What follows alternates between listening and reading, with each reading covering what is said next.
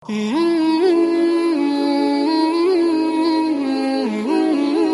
contoh lain di Al-Quran, ilmu sumber keselamatan ada. Siapa dari kita yang pernah mendengar tentang Qarun?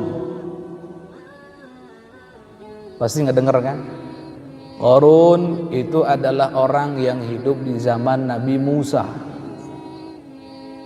Punya kelebihan, diberi harta dan kekayaan yang sangat banyak, berlimpahnya luar biasa. Sampai Qarun itu punya perbendaharaan harta, gudang-gudang harta yang kunci-kuncinya itu nggak bisa dibawa, nggak kuat dibawa oleh sekelompok orang yang berbadan kekar, otot kekar, nggak kuat. Saking banyaknya. Sampai Qarun itu kalau keluar rumah menunggangi kendaraan satu kuda yang paling mewah, pakaiannya pun terbuat dari emas intan permata. Bukan hanya pakaiannya dia saja, nggak pantas disebut beliau, dia. Dan pengawal-pengawalnya juga pakaiannya begitu persis sudah. Mewah begitu. Selalu begitu pamer harta begitu. Qarun ini orang yang nggak mempan diberi nasihat. Nggak mempan diberi nasihat Nabiullah Musa, nggak mempan diberi nasihat oleh orang-orang soleh. Kalau diberi nasihat, jawabannya apa? Kata Qarun, innama utitu ala ilmin indi. Yang aku dapat ini itu karena Allah memilihku, karena Allah sayang aku, karena Allah cinta aku. Bahasa lainnya, yang aku dapat ini karena hasil kerja kerasku.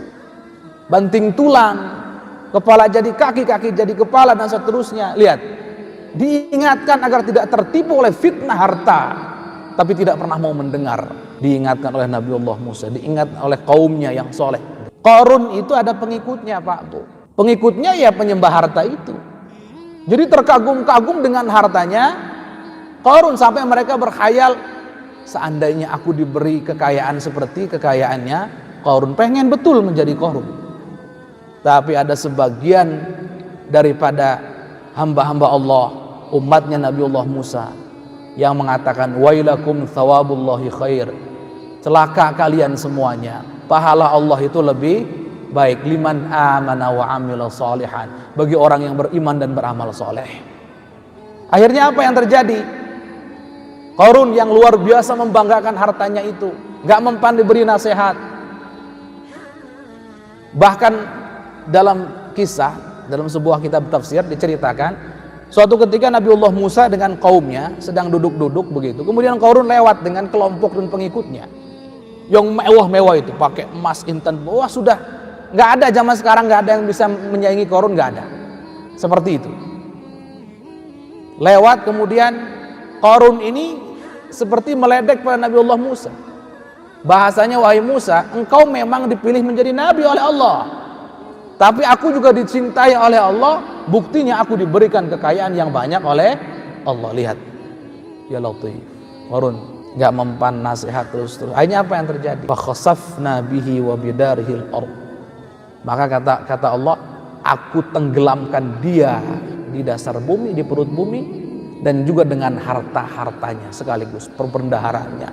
Bahkan dalam kitab tafsir disebutkan Qarun ditenggelamkan, pengikut-pengikutnya juga ditenggelamkan, ditelan bumi, plus harta yang begitu banyak, yang kuncinya tadi nggak mampu dibawa oleh orang-orang yang kuat. Qarun itu kuncinya, dari zaman dulu tuh ada kunci canggih. Sekarang oke lah, ada kunci kartu masuk hotel tinggal tempel. Zaman dulu itu kunci canggih itu adalah yang paling kecil dan paling ringan, itu paling canggih itu disebut. Qarun itu saking banyaknya harta yang dimiliki, dulu kuncinya kunci-kunci besar-besar. Dirubah lagi sama Qarun, kuncinya lebih kecil. Ternyata kunci lebih kecil pun masih belum mampu dibawa oleh para pengawal-pengawalnya yang kuat. Dirubah lagi sampai yang paling kecil, masih tidak kuat diangkat oleh para pengawal-pengawalnya yang hebat-hebat itu. Ini bisa bayangkan saking banyaknya begitu.